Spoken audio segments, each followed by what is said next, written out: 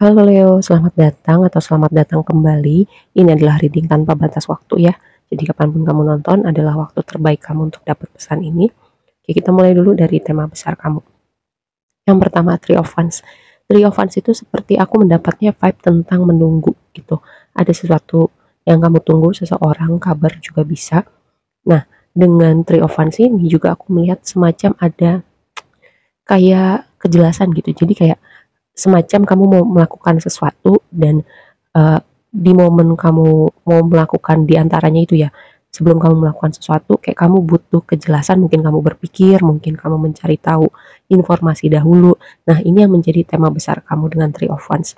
Nah, sebelum kita bahas lebih lanjut dengan tarotnya, kita lihat dulu oracle-nya. Tadi yang pertama tuh ada between worlds, di antara dunia, dua dunia. Jadi kalau di Zoom tuh kan gambarnya setengah, backgroundnya tuh beda, setengah-setengah gitu. Aku melihat skenario-nya gini, yang pertama zona transisi gitu. Jadi kayak akan ada yang berubah di dunia kamu dan kamu berada di periode transisi gitu. Lalu yang berikutnya adalah entah kenapa aku dapat vibe kayak misalnya gini contoh, fisik kamu ada di mana tapi hati kamu ada di mana gitu. Bisa jadi juga kayak kamu melakukan sesuatu tapi setengah hati gitu ya. Jadi misalnya gini, contoh pakai pekerjaan aja gitu. Misalnya fisik kamu masih ada di tempat kerja kamu sekarang, masih masih ada di situ, bekerja di situ, cuman kayak di hati kamu udah nggak betah atau memikirkan hal lain, memikirkan mungkin kamu punya proyek kreatif kamu kamu pikirin, aduh kapan gue bisa kerjain, kapan gue punya waktu, atau memikirkan perusahaan atau tempat lain yang bisa berpotensi lebih bagus gitu. Jadi kayak visi kamu ada di suatu tempat dan pikiran kamu ada di tempat lainnya gitu. Jadi aku melihat ada skenario seperti ini. Mungkin konteksnya bukan pekerjaannya, mungkin sebuah hubungan, mungkin di mana kamu merasa udah gak fulfilling atau kayak um, mungkin hubungan ini bukan buat kamu lagi, tapi itu tadi kayak entah alasan apa kamu masih bertahan sementara pikiran kamu tuh mengembara ke tempat lain. Oke, nah lalu yang berikutnya adalah here and now. Nah ini kan be here and now gitu. Sekarang di saat ini, being present in the moment. Tadi balik pakai pakai kartu yang sebelumnya gitu, mungkin diantara kamu ada yang semacam entah pikirannya terlalu jauh ke depan, terlalu jauh ke masa lalu. Jadi kamu lupa untuk being present dengan apa yang ada di depan kamu sekarang gitu. Mungkin orang-orang tertentu, situasi tertentu, atau kayak melakukan suatu aktivitas apapun gitu. Pikiran kamu nggak ada di situ. Gitu. Jadi kayak um, pikiran kamu melayang-layang pada suatu tempat atau hal lainnya. Atau mungkin ini sebuah reminder juga ya untuk kamu mengurangi distraksi gitu, ngurangin begitu HP-nya bunyi langsung dicek, dan mungkin ini um, terasa apa ya, sulit gitu kalau udah terbiasa gitu, udah jadi habit gitu. Nah cuman masalahnya itu juga bisa dirubah, masih bisa berubah selama masih ada kemauan. Ini sebuah reminder ya. Lalu yang berikutnya adalah yin. Yin itu adalah energi feminim. Kayak tahu kapan harus berhenti, harus beristirahat, tahu memberi ini, receiving mode gitu, mempunyai wadah untuk menerima. Seperti itu ya, ini juga energi kreativitas. Jadi tadi ini masih ada hubungannya dengan be here and now gitu. Bukan berarti kamu nggak punya planning untuk ke depan, tapi ketika kamu terlalu jauh memikirkan ke depan sampai kamu lupa apa yang ada saat ini di depan mata kamu atau apa yang harus kamu kerjakan.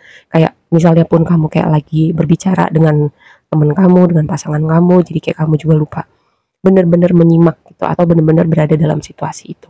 Semoga ini bisa dipahamin ya. Karena temanya ini saling saling aku melihat kayak saling keterhubungannya ada gitu. Jadi semacam entah kamu lagi melayang-layang pikirannya kemana, atau setengah hati berada dalam sebuah situasi, jadi sampai kamu lupa untuk be here and now, being present in the moment, seperti itu. Oke, mari kita balik lagi tadi ya dengan Three of Wands. Jadi dengan tema-tema tadi ya, dengan Ace of Swords ada di situ, mungkin ya titik baliknya tuh ada di reading ini semacam jadi pengingat buat kamu, oh iya gitu. Mungkin juga ada suatu momen lainnya, atau mungkin ada orang yang berbicara sama kamu atau ketemu konten kreator lain yang bisa membawa kamu kayak semacam jadi kayak kayak gitu, semacam kayak wake up call gitu, menyadarkan kamu, um, membuka mata hati kamu gitu untuk apa yang sudah mungkin kamu lewatkan dan apa yang perlu kamu lakukan gitu. Tiba-tiba dengan Ace of Swords di situ, karena Ace of Swords itu bisa jadi kejernihan dalam berpikir, ada yang berbeda dengan pemikiran kamu karena Ace selalu ada sesuatu yang baru. Dan Sword itu berhubungan dengan aktivitas mental gitu. Dan setelah semua itu jernih di dalam pikiran kamu, kamu jadi tahu gitu ya, di momen menunggu kamu, di momen kamu zona di antara tadi, setelah itu kamu tahu kamu perlu apa yang perlu kamu lakukan. Nah, blessingnya adalah dengan Ten of Swords di situ, lalu Queen of Pentacles. Ten of Swords itu kan biasanya berbicara ending, tapi gini, karena posisinya di blessing dan mungkin ke kemumutan yang ada di pikiran bisa jadi juga, atau sebuah siklus yang berakhir bisa jadi juga gitu. Mungkin ada situasi-situasi tertentu, entah kamu yang memutuskan, entah semesta yang intervensi, tapi posisinya di blessing kamu gitu. Dan Queen of Pentacles ada di situ gitu ya. Jadi aku melihat gini, dengan ada yang berubah signifikan dengan pemikiran kamu, bisa jadi ya situasi ini apapun ya, yang mungkin awalnya mengguncang atau semacam tadi ada yang berubah dengan inspirasi atau semesta intervensi, itu membuat kamu lebih kuat secara mental, emosional pertama gitu. Lalu mungkin fondasi, karena Queen of Pentacles itu harusnya energi yang solid gitu. Mungkin fondasi kamu atau ada sesuatu yang solid di dunia kamu yang harus berubah dulu supaya apa? Bisa jadi fondasi yang baru. Atau bisa jadi juga gini, tentang rasa aman dan stabil gitu. Attachment juga bisa ya, apa yang kamu pikir stabil, rasa aman dan attachment yang kamu punya, itu mungkin dibangun di atas sebuah ilusi, dan ini seperti membuka membuka kayak tadi aku bilang, mata hati kamu gitu, yang selama ini kamu pikir kayak kamu bisa pegang gitu ya, kayak kamu pikir itu akan selamanya ada di hidup kamu, atau kamu menempatkan rasa aman, rasa stabil kamu di situ, oh ternyata enggak. Nah, disitulah kamu membuat fondasi yang baru seperti itu. Lalu dengan tantangannya adalah King of Cups dan Judgment, menavigasi emosi yang bergelombang gitu. Karena balik lagi, Judgment itu seperti wake up call gitu, seperti tersadar dengan tadi. Semoga ya dari awal kalau kamu nyimak sampai sejauh ini, seperti kamu sudah sedikit banyak kayak ada sinyal-sinyal masuk, sedikit-sedikit ada pemahaman gitu, seperti kamu bisa melihat benang merah dari awal sampai sini gitu, seperti ada yang membuka di pikiran, seperti tersadar. Karena balik lagi ke Judgment gitu, mungkin ada informasi yang terbuka, mungkin ada yang berbeda di pemikiran kamu, dan di sini kamu perlu menavigasi emosi dengan baik, karena harusnya King of Cups itu kan orang yang mature, orang yang bisa meregulasi emosinya dengan baik. Ketika di tantangan, mungkin ini waktunya kamu untuk belajar ya, belajar atau kayak entah kenapa aku dapat gini, nggak perlu ada orang-orang atau situasi tertentu yang nggak perlu mendapat respon emosi dari kamu. Ulang sekali lagi ya, ada situasi atau orang-orang tertentu yang nggak perlu dapat respon emosi dari kamu. Oke, kita lanjut dengan Nine of Pentacles sama Three of Cups. Definisi stabil, definisi bahagia, definisi attachment dan individualisme kamu. Karena gini, Nine of Pentacles itu adalah energi, menurut aku ya, itu energi individualis, sementara Three of Cups itu adalah energi sosial gitu. Jadi kayak menyeimbangkan dua aspek ini. Makanya tadi temanya tuh ada hubungan dengan attachment. Attachment itu bisa jadi kelekatannya tuh pada orang-orang di sekitar kamu, pada konsep-konsep tertentu, pada mungkin sesuatu yang berhubungan dengan material, seperti itu ya.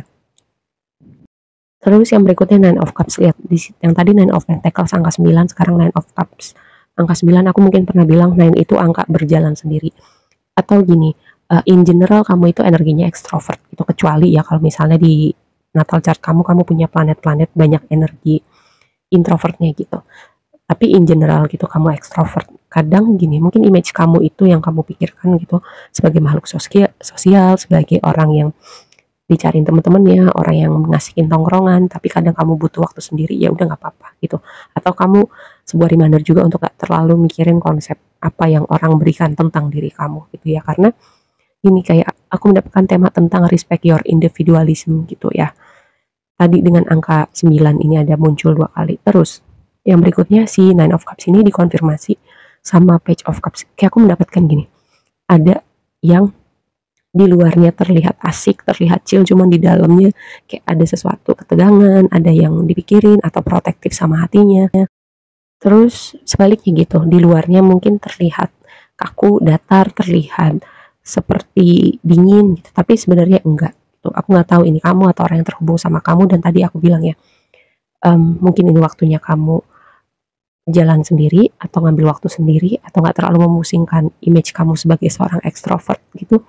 Bisa jadi juga kayak nggak harus semua hal dijelasin, nggak harus juga semua orang harus disenangkan. Oke, semoga ini bisa dipahamin gitu, tapi balik lagi terserah, aku selalu bilang yang punya hidup adalah kamu, yang jalanin adalah kamu. Aku cuma membaca apa yang muncul di sini dan semoga ini bisa jadi suatu insight buat teman-teman. Sekian dulu readingnya dan sampai ketemu di reading berikutnya ya. Bye.